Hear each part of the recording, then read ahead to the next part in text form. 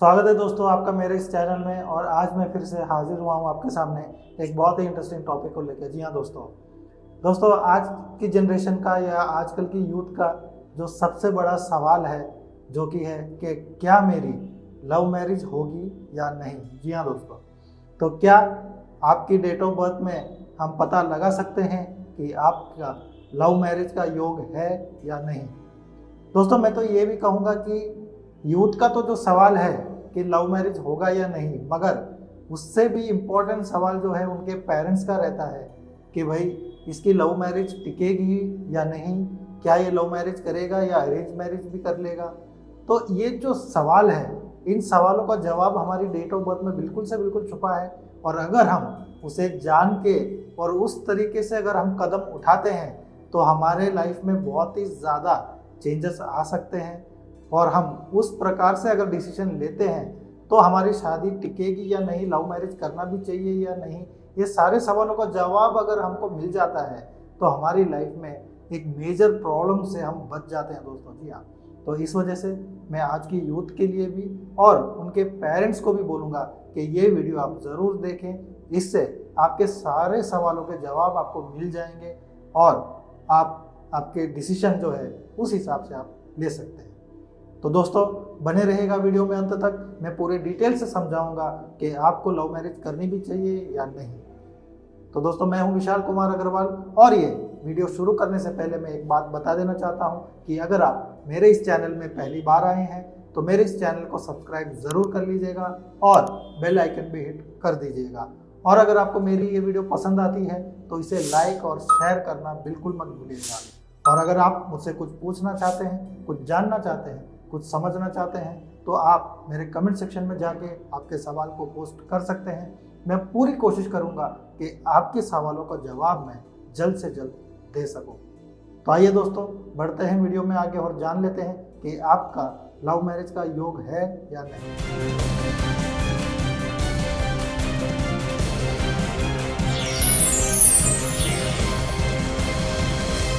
दोस्तों जो love marriage के लिए जो सबसे ज़्यादा इम्पोर्टेंट नंबर जो है वो है नंबर 7। जी हाँ, आप देखिए कि आपके बर्थ चार्ट के अंदर क्या नंबर 7 कहीं से भी प्रेजेंट है, यानी कि आपके डेट, मंथ और ईयर को जब हम आपके चार्ट में भरते हैं तो क्या उसमें नंबर 7 प्रेजेंट है या नहीं। अगर आपके बर्थ चार्ट के अंदर नंबर 7 प्रेजेंट है तो इसका मतलब आप लव मैरिज करने की प्रोबेबिलिटी जो है वो थोड़ी सी है।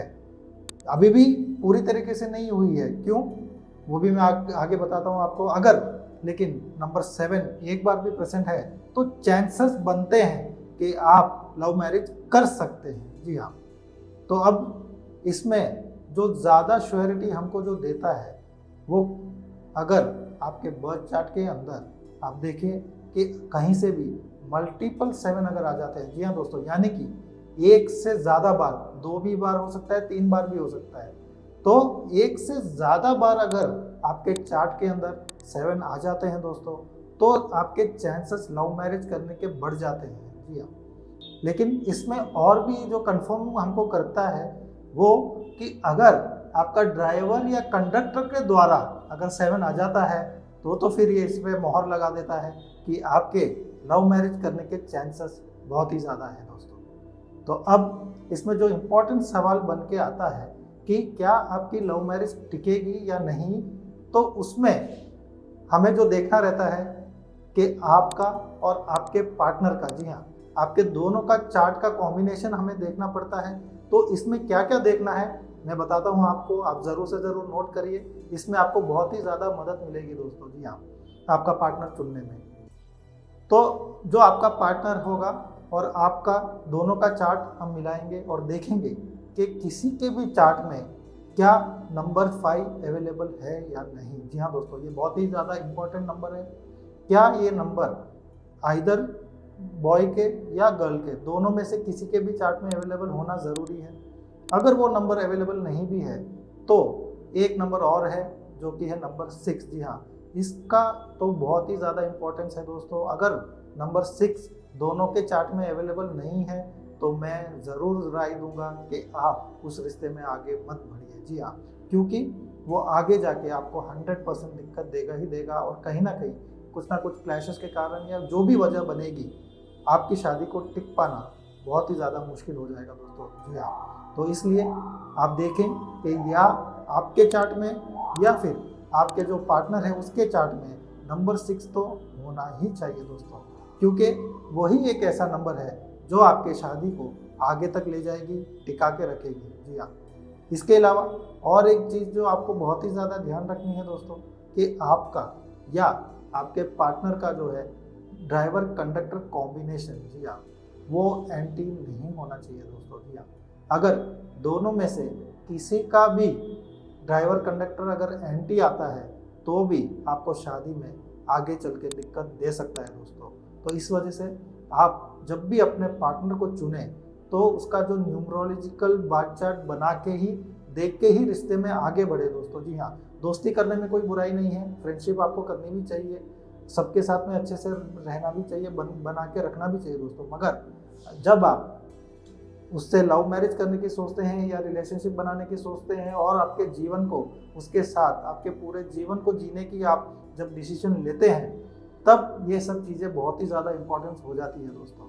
तो इस वजह से मैं आपको राय दूंगा कि आप चार्ट ज़रूर बनाइए, चार्ट का एनालिसिस करके ही आपकी दोस्ती को जो है आगे लेके जाना या नहीं लेके जाना, उसका डिसीजन आप ज़रूर लें दोस्तों। ये बात तो हो गई कि जिन लोगों ने अभी तक शादी नहीं की है तो वो लोग अभी प्रिकॉशन ले सकते हैं, चार्ट एनालिसिस करके रिश्ते में आगे बढ़ सकते हैं। मगर अब उन लोगों का क्या जिनकी शादी हो चुकी है और उनको अब मालूम पड़ रहा है कि उनके चार्ट में नंबर 5 या नंबर 6 मिसिंग है, इस वजह से उनको दिक्कत हो रही है, तो उनके लिए मैं एक रेमेडी बता देता हूँ कि वो रेमेडी करने से कुछ उनके जो लाइफ में जो हर्डल्स है वो दूर हो सकते हैं। पूरी तरीके से तो मैं बोल नहीं सकता, क्योंकि ये नंबर्स का होना बहुत ही ज़्यादा इम्पोर्टेंट है दोस्तों, और उनका जो मिसिंग है उसका जो दिक्कत है वो तो उनको रहेगा ही रहेगा। मगर अगर वो कुछ रेमेडीज करते हैं अपने जीवन में तो फिर ये कुछ चांसेस बन जाते हैं कि वो शादी निभ जाए और उनका रिलेशनशिप जो है वो कुछ आगे बढ़ सके दोस्तों। तो इस वजह से आप ज़रूर ये रेमेडी भी नोट करिए कि उनको जो रेमेडी है वो नंबर 5 के लिए जो करनी रहेगी, अगर वो 5 मिसिंग है तो दोनों को ही करनी रहेगी। इस केस में एक सिंगल पर्सन को नहीं, मैं बोलूँगा कि उनके पार्टनर्स को भी, दोनों को मिलकर रेमेडी करनी रहेगी। जी हाँ दोस्तों, जो भी उनके चार्ट में मिसिंग नंबर है उनकी तो करनी ही करनी है। उसके अलावा नंबर 5 और 6 को तो बहुत ही ज़्यादा इंपॉर्टेंस है दोस्तों, इनकी तो रेमेडी उनको करनी ही करनी है। नंबर 5 के लिए वो गाय को चारा खिलाना, जी हाँ, उससे उनका नंबर 5 का रेमेडी हो जाएगा। इसके अलावा ग्रीन कलर को वो ज़्यादा से ज़्यादा यूज़ करें, हाथ में पहन सकते हैं धागा, रुमाल रख सकते हैं, कपड़े पहन सकते हैं, हरी सब्जियां खा सकते हैं। जी हाँ, ये उनको डेली के डेली उनके लाइफ में उनको इंट्रोड्यूस करना ही करना है दोस्तों। गाय को चारा खिलाना ही खिलाना है, इससे उनका बुद्ध ग्रह स्ट्रांग होगा, उनके लाइफ में कुछ बैलेंस आएगा, और जो भी इम्बैलेंस है वो कुछ ना कुछ उसमें कमी आएगी ही आएगी दोस्तों। तो इस वजह से ये एक रेमेडी उनको करनी ही करनी है। इसके अलावा जो उनका रिलेशनशिप को बांध के रखती है, उसके लिए जो शुक्र ग्रह है वो बहुत ही ज़्यादा इंपॉर्टेंट रोल कर रखते हैं, यानी कि नंबर 6। तो उसका उपाय भी उनको करना चाहिए, और वो उपाय क्या है कि उनको हर शुक्रवार के शुक्रवार जो है सफ़ेद चीज़ों का दान देना है दोस्तों। जी हाँ, सफ़ेद चीज़ यानी कि क्या, आटा, चावल, चीनी, ऐसा कुछ भी आइटम, जैसे रसगुल्ले हो गए, पनीर हो गया, तो ऐसे कुछ भी जो भी सफ़ेद आइटम है वो उनको दान देना है हर शुक्रवार के शुक्रवार। अब वो किसे देना है, तो वो किसी भी डिसेबल्ड अगर उनको मिल जाते हैं तो उनको दान दे सकते हैं, या फिर किसी गरीब को भी दे सकते हैं। इसके अलावा कोई गुरुद्वारा है या कोई मंदिर है जहाँ पे खाना बढ़ता है तो वहाँ पे भी वो दान दे सकते हैं। ऐसा करने से उनकी लाइफ में जो भी स्ट्रगल है रिलेशनशिप को लेके वो बहुत ही ज़्यादा कम होगी, और उनका रिलेशनशिप बहुत ही अच्छे तरीके से आगे बढ़ेगा दोस्तों। इस वीडियो में मैंने पूरे डिटेल से समझाया है कि किन लोगों को लव मैरिज करनी चाहिए और किन लोगों को नहीं दोस्तों। तो इस वजह से मैं उम्मीद करता हूँ कि आपके लाइफ में आपको डिसीजन लेने में बहुत ही ज़्यादा मदद मिलेगी, और ऐसे ही इंटरेस्टिंग वीडियोस लेके मैं आपके सामने हाजिर होता रहूँगा। तो मिलते हैं अगले वीडियो में, तब तक आप अपना पूरा ध्यान रखें दोस्तों। धन्यवाद।